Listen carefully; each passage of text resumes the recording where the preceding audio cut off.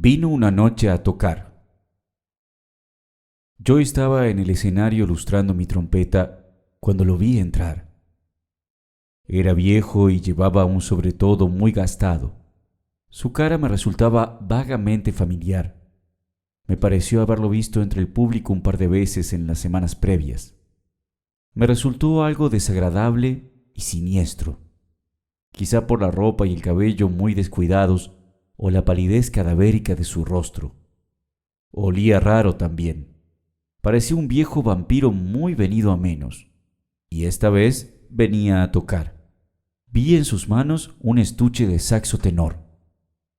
El boliche del ruso era un sótano bastante deteriorado, aunque la ambientación era agradable. Los jueves a la noche solíamos organizar jam sessions. Siempre había poca gente. El público del jazz es pequeño, y más cuando se trata de zapadas de aficionados. Hacía meses que ya no venía nadie nuevo a tocar. En general, éramos nosotros cuatro. Lo vi cambiar unas palabras con el pianista y sentarse en la oscuridad. No me hacía mucha gracia la idea de tocar con ese hombre. Algo de él me inquietaba, aunque no podía precisar qué era. Y no se limitaba a su apariencia. Era además un tipo retraído, taciturno, un poco torpe. Creo que lo peor era su mirada. No me gustó mirarlo a los ojos cuando lo saludé. Supuse también que como instrumentista debía ser mediocre, pero con todo no teníamos verdaderas razones para no permitirle tocar. Supe que no era el único que pensaba así. En el ajetreo de los preparativos intercambié con los demás discretas miradas de conmiseración y fastidio, aunque ninguno de nosotros dijo nada al respecto. Una vez que estuvo todo listo y la cantidad de público era suficiente, el bajista hizo al ruso un ademán de «Ya podemos empezar».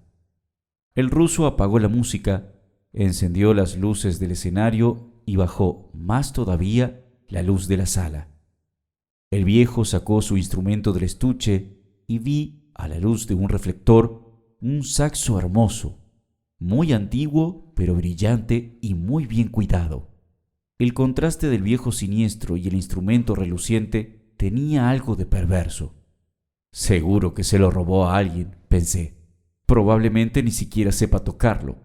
Pero este último pensamiento se desvaneció al ver con qué naturalidad el viejo armaba el instrumento, le colocaba la embocadura y una caña nueva, casi con cariño, se diría.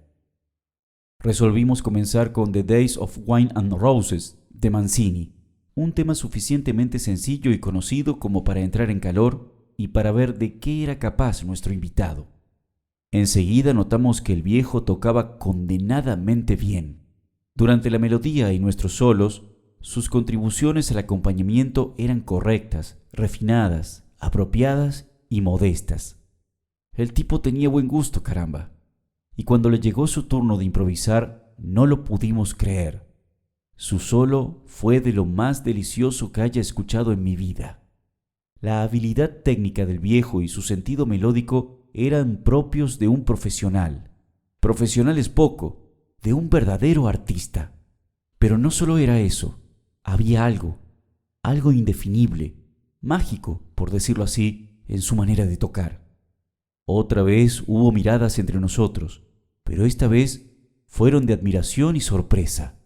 Nos pareció entonces que podíamos seguir con temas un poco más complicados, y así fue. El viejo los conocía todos a la perfección, como si los hubiera compuesto él. Cuando acompañaba, cada una de sus notas y silencios tenían algo de pincelada maestra, y sus improvisaciones eran cada vez mejores. Las nuestras no, cada vez estábamos tocando ligeramente peor. Al principio lo atribuí a que tocar con un músico tan talentoso nos estaba resultando abrumador. Lo que no podía explicarme era el extraño cansancio físico que empezaba a sentir. Me pareció que mis compañeros estaban experimentando algo similar. Podía ver en sus caras el creciente agotamiento y oír sus solos cada vez más pobres. Y no podía ser que todos estuviésemos teniendo un mal día. El viejo, en cambio, parecía rejuvenecer con cada tema. Llevaríamos tocando alrededor de 1 hora y media cuando el baterista se desmayó. Dejamos los instrumentos y fuimos velozmente a atenderlo. Estaba pálido y sudaba frío. Naturalmente, dimos por terminado el concierto. El viejo se fue sin saludar. Vi a 2 o 3 personas del público que tuvieron la intención de felicitarlo, pero no se atrevieron. 1 hora más tarde, ya estábamos relativamente recuperados. Noté que temblábamos un poco y que ninguno se atrevía a decir nada. El público se había ido y estábamos solo nosotros y el ruso. Entonces sucedió lo peor. Al tiempo que desaparecía el cansancio y el malestar, al tiempo que podía sentir que recuperaba la cordura y desaparecían los temblores, empezó a crecer una horrible sospecha que se iba transformando en certeza. Pude ver que a los demás les sucedía exactamente lo mismo. Nos miramos y sin decir nada subimos nuevamente al escenario. Elegimos un tema y empezamos a tocar. Al principio no hubo nada extraño, pero cuando cada uno de nosotros quiso hacer un solo, no fue posible. De los instrumentos salían sonidos discordantes. Nuestros dedos respondían de modo torpe, como si no supiéramos tocar. Todo esto fue hace tiempo, y desde esa noche no fui más al sótano del ruso. No supe nada más de mis compañeros, pero sin duda les ha sucedido lo mismo que a mí. Yo no he vuelto a tocar nunca más, no porque no quiera, sino simplemente porque ya no puedo.